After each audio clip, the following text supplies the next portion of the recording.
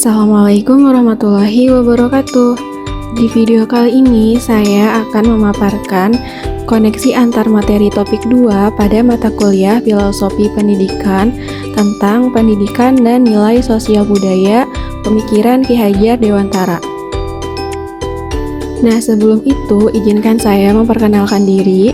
Nama saya Siti Raudatul Fadilah, merupakan mahasiswa PPG Prajabatan Program Studi Sejarah dari Universitas Sultan Ageng Tirtayasa.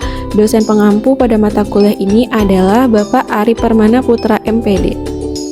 Adapun di video kali ini yang pertama akan membahas tentang buatlah sebuah kesimpulan dan penjelasan mengenai pemikiran-pemikiran Ki Hajar Dewantara yang Anda pelajari dalam modul ini.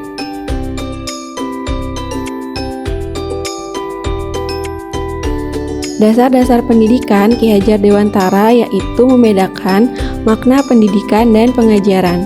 Pengajaran merupakan bagian dari pendidikan, yaitu proses memberi ilmu untuk kecakapan hidup anak secara lahir dan batin. Sedangkan pendidikan yaitu memberi tuntunan terhadap segala kodrat yang dimiliki anak agar mencapai keselamatan dan kebahagiaan yang setinggi-tingginya. Nah, dengan demikian, pendidikan dan pengajaran merupakan usaha, persiapan, dan persediaan untuk segala kepentingan hidup manusia, baik dalam hidup bermasyarakat ataupun berbudaya. Keduanya berguna untuk memerdekakan manusia, yaitu manusia yang hidupnya tidak tergantung pada orang lain, melainkan bersandar pada kekuatannya sendiri. Nah, dalam hal ini Ki Hajar Dewantara menjelaskan bahwa dalam pendidikan harus mempertimbangkan kodrat alam dan kodrat zaman. Pendidik harus terbuka namun harus juga waspada terhadap perubahan-perubahan yang terjadi, sehingga pengaruh yang berasal dari luar harus disaring terlebih dahulu, serta tetap mengutamakan kearifan lokal budaya Indonesia.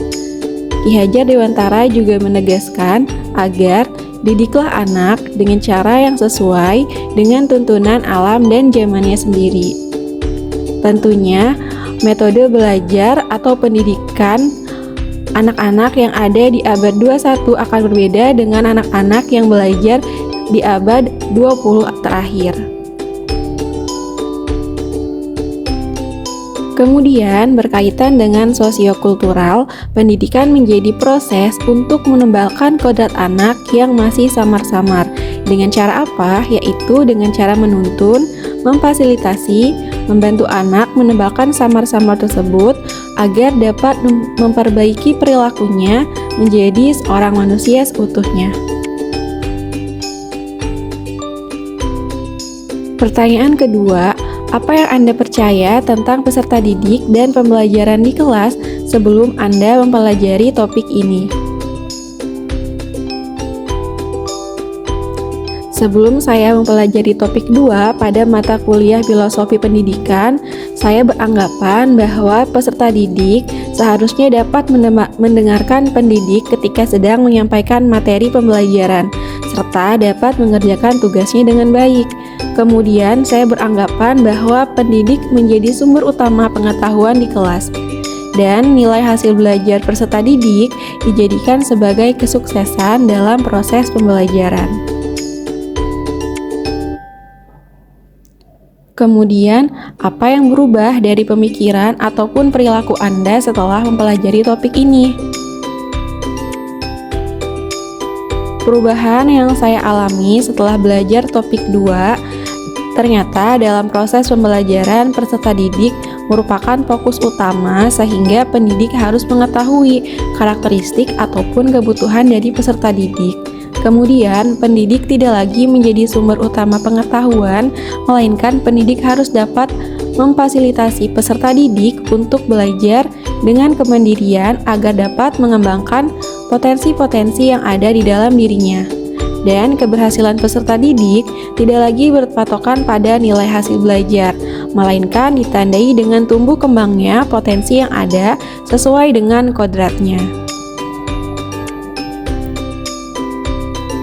Nah, kemudian apa yang Anda akan segera Anda terapkan lebih baik agar kelas Anda merefleksikan pemikiran Ki Hajar Dewantara. Hal yang akan saya terapkan di kelas sebagai bentuk refleksi pemikiran Ki Hajar Dewantara ada 4 hal. Yang pertama, melakukan pembelajaran yang berpusat pada peserta didik atau student center dengan memperhatikan kebutuhan dan karakteristik peserta didik. Yang kedua, selama proses pembelajaran di kelas, saya sebagai pendidik harus berperan sebagai fasilitator untuk menuntun perkembangan potensi anak. Yang ketiga, seperti dalam pemikiran Ki Hajar Dewantara pada sistem Among, saya sebagai pendidik harus dapat memberikan contoh dan menjadi teladan bagi peserta didik.